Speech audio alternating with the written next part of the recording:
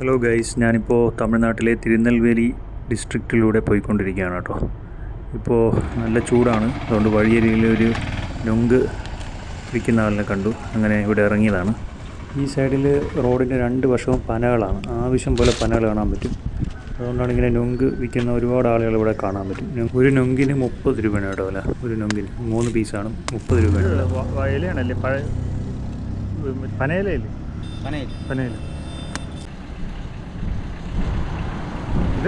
എൻ്റെ പേരെന്താ?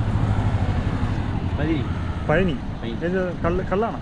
അല്ല, സ്വീറ്റ്. ഇത് വില എത്ര? 120. തമിഴ്നാട്ടിലെ ഏതോ ഒരു സ്ഥലത്ത് നിൽക്കുകയാണ്. ഈ സ്ഥലത്തിൻ്റെ പേരെന്താണ്? രാധാപുരം. ഈ തൊലിയെല്ലാം എടുത്ത് കളയണം. ഈ തൊലി കണ്ട, ഈ തൊലിയെല്ലാം എടുത്ത് കളഞ്ഞിട്ടാണ് കഴിക്കേണ്ടത്. കഴിക്കുന്നത്.